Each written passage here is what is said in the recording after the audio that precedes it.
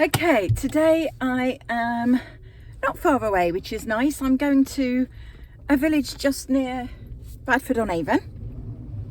Gosh, so yeah, pretty near to me, so no big drives today. And I'm going to see a Gordon setter, which will be lovely. We don't see many of those. So yeah, big boy, but he's probably going to be a little bit scatty. They're lovely, lovely dogs, normally incredibly friendly and sweet, but they are renowned for being a little bit scatty. Anyway, this one, who's called Bilberry, which is a fabulous name, he's got reactivity with both dogs and people on the lead, and then off the lead, which is very common for setters, obviously. He's got a really high chase drive, so he can't be safely let off the lead, because obviously they are ridiculously fast runners. You're never going to catch one, and they can cover a big distance in a very short space of time. And you know, if he's got reactivity as well, we don't want him running up and barking at a dog or a person, and with his chase drive, you know, he could end up miles away if he decides to go after something. So we need to sort both of those things out. So we've got no indoor issues, which is lovely. So we're, well, hopefully sometimes people say they've got no indoor issues when actually they have loads, and other times they say they've got no indoor issues and they genuinely don't. So we're never quite sure what we're going to go to, but from the conversation that I had with her, it does sound like he's really good in the house. So we don't need to focus too much inside, but obviously we do need to go through the leadership structure, because that has such a big bearing on respect and bonding and everything else. So we'll do all of that first, and then we'll be straight out for a walk and have a look at what's going on with his reactive behavior and make a start on his recall work. So it's, thankfully, because it's been an awful week, we picked a good day for it weather-wise, because I think this is the first day it hasn't been absolutely chucking it down. We've actually got sunshine, so that's wonderful. I got lucky today. So yeah, so hopefully I will be able to take some nice videos in the sunshine of the work that we do with him, and I will get back to you afterwards and let you know how it's all gone. With you, because I think a lot of the thing when he was walking with me, he just wanted to walk with you, didn't he? This is great. I mean, in perfect circumstances, yes, this is how he is. Yeah. So I don't have but you can feel how much more control you've got now with that lead. Yeah, good. Good boy, I'm still here. Well done, mate. Well done. Good boy. Yeah. So what I want to do with the heel work is, if he's walking beautifully, use treats. So when he looks up at you like that, that would be a perfect time to give him a treat. Right, so we got the dogs coming down there. I do want him to see them. Are they coming across here? They are. Okay, so give him space, make it easier for him. Tell him leave now. Leave. Leave. Right, good. Leave. Good boy. Good boy. Well done, mate. Oh, you don't want the treat? Well, you've done really good, because they were kicking off. Yeah. Good boy. That's brilliant. We didn't have a single bark. And he just stood there. You're just ignoring that dog over there, eh? Well done, mate. Well done. Good boy. Do you want treats? Want treats? Yeah, of course you do. Good man. I mean, he definitely saw it, but he just doesn't seem to care, which is great. It's exactly what we want. Not being bothered about people either. No. Good boy. So tell him leave, because he just looked at it. Be ready to buzz. Beautiful. Good boy. Leave. Good boy. Leave. Good. Good job. Well done, mate. Good leave. Leave.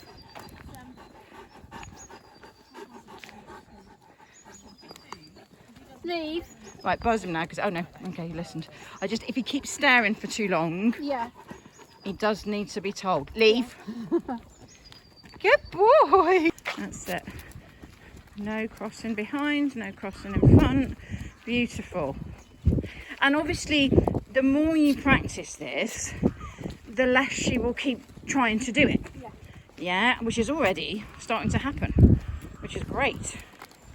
Because you don't want to get tripped up.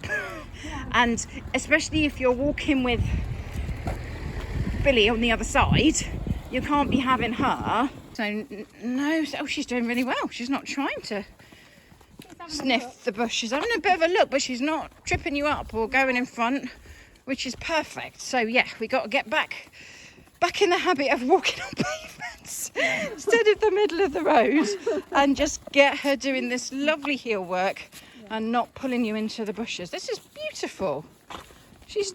I mean, considering, you know, this is the first time she's had this sort of lead training, she's doing brilliantly. So just keep walking, try not to stop. Get out of that habit of thinking you've got to stop all the time. Just pop and keep walking. Beautiful. Well done. Keep walking. Good, good, good. Yeah, she's got to learn that she can't control you anymore. Beautiful. That's better. Okay, guys, so I'm gonna do my finish up stationery because I'm popping to a quick 1 hour session with somebody that's only 10 minutes away. So I thought I would just do this before I drive because it's a little bit easier. So yeah, so Bilberry, wow, okay, so things were a little bit different from expected. So we definitely did have some indoor issues. When I went, and she's got 2 other dogs, which she might have mentioned on the phone and said they were great and no issues, but we definitely had issues with all 3 of them. So when I walked in, a lot of barking, the Scotties were jumping up a bit, and Bilberry was very nervous barking. So a bit of territorial, nervous barking going on, which I was just slightly concerned may escalate. So I have obviously taught her how to stop that and deal with that and prevent that from getting worse.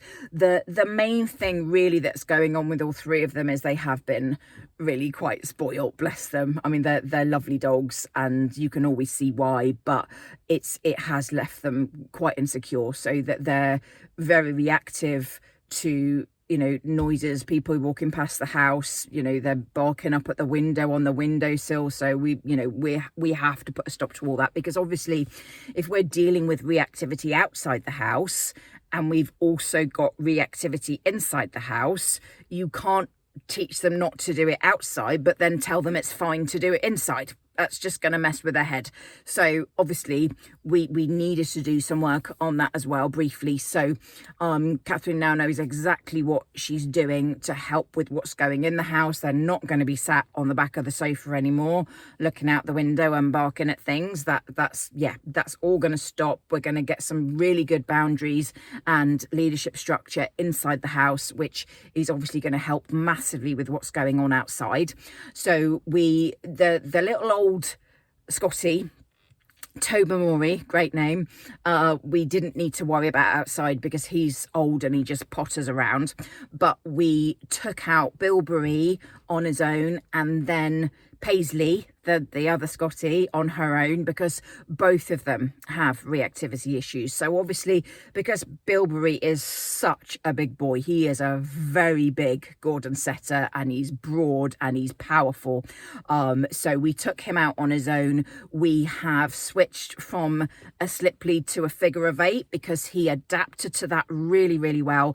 And although he does actually do pretty good heel work, when he gets distracted or reactive, if he suddenly lunges, because he's such a big boy, I mean, I was thinking he's going to have me over, and I'm pretty, I'm reasonably strong with what I do for a living, but we can't lose control in the moments where we need it the most. Yeah, so fine, he's doing great heel work when there's nothing around, but if we can't also do great heel work and have perfect control when there is something around, then sticking with the same lead type doesn't make sense.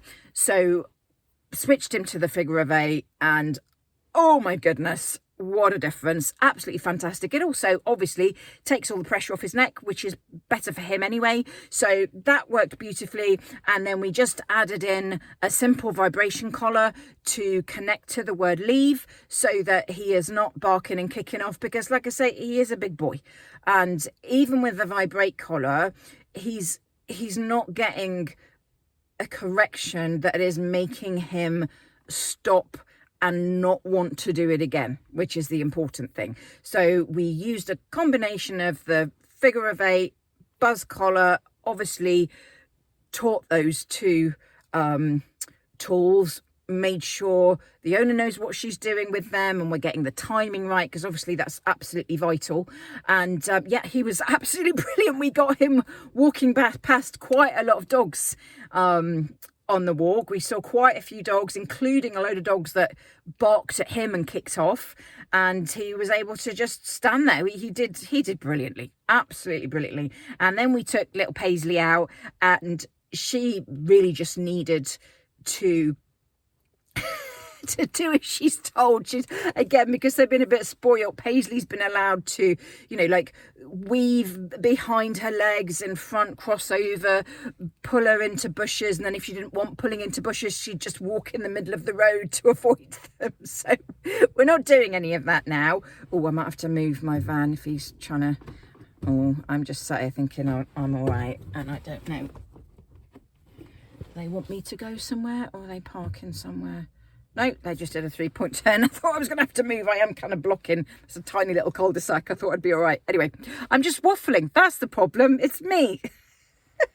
What was I talking about? Yeah, Paisley, what we've done is basically just put some discipline in place for the walk, so that it's our walk and not hers. And we're not just letting her drag her owner to wherever the hell she wants to go. She's got that typical stubborn Scotty streak. And to avoid that, Catherine was just walking down the middle of the road so that she didn't constantly get pulled into bushes. So we're not doing that anymore. We're going to walk down the pavement, and if she tries to pull into her bushes, we're basically not allowing that. And then what we're doing is we're deliberately then finding a lovely sniffy area and going, there you go, have a good old sniff for 5-10 minutes. But when we're walking down the street, you can't just be lunging into the bushes to smell everything, because you're tripping me up, which is basically what was happening. She's getting tripped up because she's trying to dart in front of her, then behind her. And although they're small in height, they're blooming powerful, low centre of gravity, stocky little dogs. So that was just funny. But again, she took to it really, really well, and actually really enjoyed it. We did some training with her as well, with some cheese, which apparently is her favourite treat, and she was great. So yeah, we're working on both of them. So it ended up being a very different session to what I was expecting, but that is the life of a dog behaviourist. You're never quite sure what you're going to walk into. But it was a really lovely day. Got very lucky with the weather, because we were obviously outside an awful lot, did a lot of walking, and had a great time with both of them. So next session, we are going to focus on Bilberry and his recall, because we didn't get time, because there was other things going on that I wasn't ready for. We didn't get time to look at his recall yet. And to be honest, with everything else that's going on, I'd rather we just focus on getting the leadership structure, some kind of boundaries and respect in the house, and then good lead walking, and really focus on stopping that reactivity. And then we've booked our next session where I'm going to come back and we're going to focus specifically on Bilberry and recall. So yeah, really different to what I was expecting to work on today, but again, all good. That's one of the joys of the job, is you never have the same day twice. So that was lovely. And now I'm going to just do a quick session with a German Shepherd, and then that'll be me for the day, other than typing all of this up. And I will see you next time.